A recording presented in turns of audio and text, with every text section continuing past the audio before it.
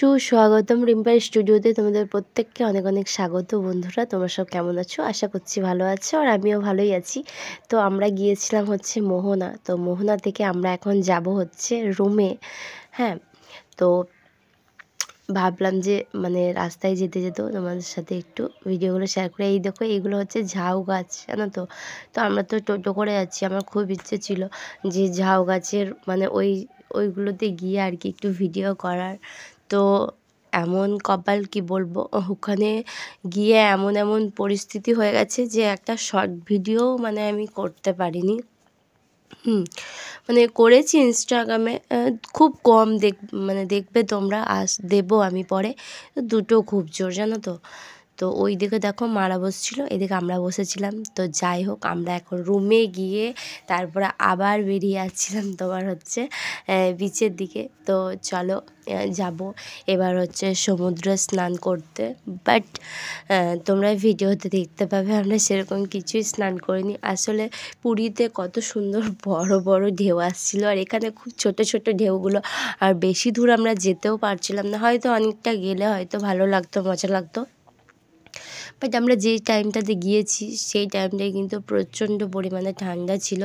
আর আমাদের রুমটা কিন্তু বেশ অনেকটাই দূরে, তোমাদেরকে প্রথমেই বলেছি।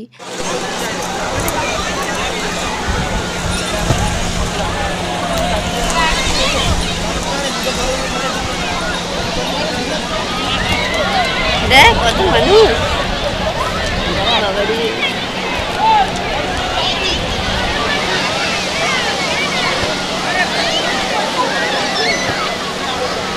বসবি বল বল বল।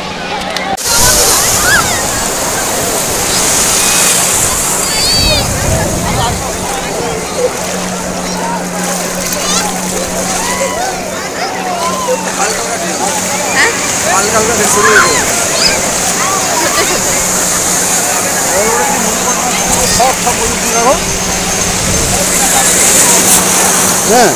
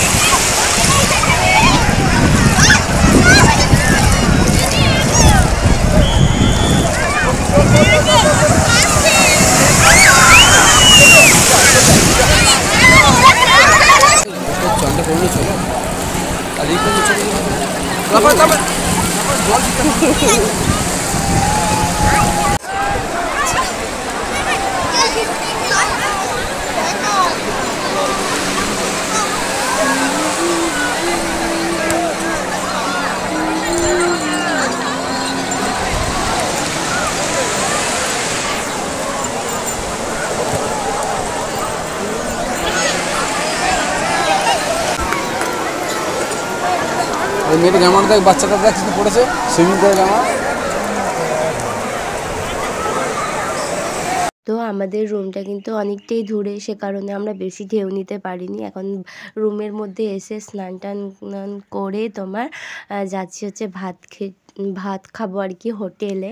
তো 3টে বেজে গিয়েছিলো, জানো তো। মা বাবা প্রথমে ওখানে বসেছিল, আর আমি আর তোমাদের দাদা ভাই আর মানে বেটু আর ভাই সবাই মিলে গেলাম। তো তো দেখো ওদিকে ওই সাইডে মা বাবা বসছিলো, আর এই দেখো এখানে একটা পালং শাকের তরকারি দিয়েছিল, পাঁপড় ভাজা, স্যালাড, নুন, লেবু সব ছিল, আর একটা ফুলকপিরও তরকারি ছিল। তো তারপরে খাওয়া দাওয়ার পরে আমি বললাম যে আবার আমি পেয়ারা খাবো। একবার খেয়েছি কিন্তু মোহনার থেকে এসে একবার পেয়ারা খেয়েছি, আবার আমি বললাম ভাত খাওয়ার পর আমি একবার পেয়ারা খাবো।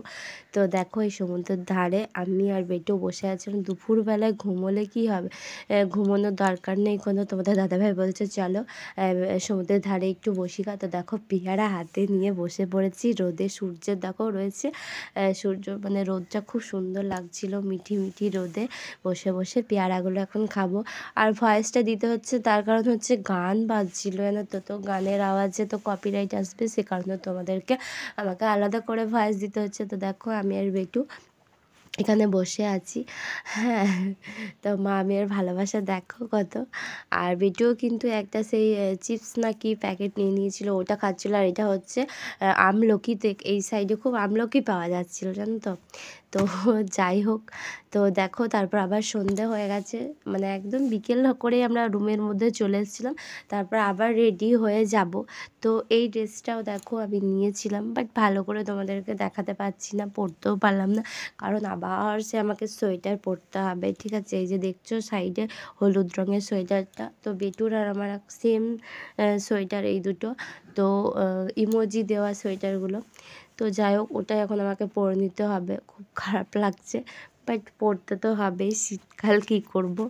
তো চলো, তাও আমি ভাবলাম যে আমার ড্রেসটা নিয়ে এসেছি, বাট আমি ভালো করে তোমাদেরকে পরে দেখাতেই পারলাম না, সেজন্য খুব মন খারাপ। তো এখন আমরা গুটি গুটি পায়ে হাঁটা দিচ্ছি আবার সমুদ্রের ধারে।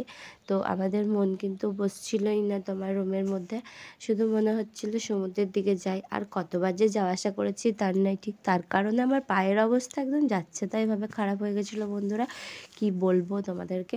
আর দেখো এখানে থলি নিয়ে নিয়েছে আমার ভাই, আর এর মধ্যে মালপত্র কিন্তু অনেক আছে, মানে চিড়ে ভাজা, ঝাল মটর, বাদাম, চানাচুর, পেঁয়াজ কুচি সমস্ত কিছু ছিল আর কি, ওর মধ্যে নিয়ে নিয়েছি। সমুদ্রের ধারে বসে বসে খাবো, বাদাম ভাজা সব আছে, খোলা বাদাম ভাজা। তো দেখো এখানে আমার বেটু এখন লেগে গেছে ফুচকা খেতে।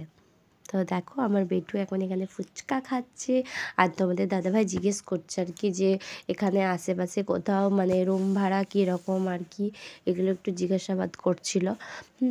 তো এখানেও কাঁইকিচির করে আওয়াজ হচ্ছে, সেই জন্য আমি আলাদাভাবেই তোমাদেরকে ভয়েস দিচ্ছি। তো মায়ের অবস্থা দেখো ঢাকা ঢুকে দিয়ে, তো আমার ভাইকে একটু বেশ ভালো লাগছে দেখতে।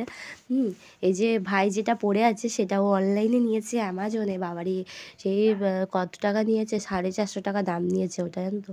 তো আমার অবস্থা দেখো, একবারই মাফলার নিয়ে নিয়েছি। তো এই মাফলারটা কেমন তোমরা কমেন্টে জানাবে। তোমাদের দাদাভাই আসানসোল থেকে আমাকে এনে দিয়েছে, খুব ভালো, আমার তো খুব মজা লাগছিলো। আর এই দেখো এখানে দেখতে পাচ্ছ কত বড় অক্টোপাস। তো না বন্ধুরা, আমি অক্টোপাস খেতে আসিনি, আমি এখানে এসেছি কাঁকড়া খেতে। তো এখান থেকে 3টে কাঁকড়া নিয়েছিলাম, 100 টাকা নিয়েছিল।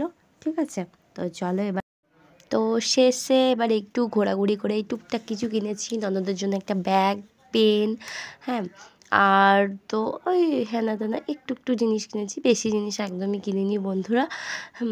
তো এবার হচ্ছে মন খারাপের পালা। পেটু দেখো ঝুমিয়ে বসে পড়েছে ব্যাগপত্র নিয়ে, কত ব্যাগপত্র হয়েছে দেখো, একদিনের জন্য। তো যাই হোক, একদিন বলতে ওই 2-3 দিন যাওয়া আসা মিলে আর কি।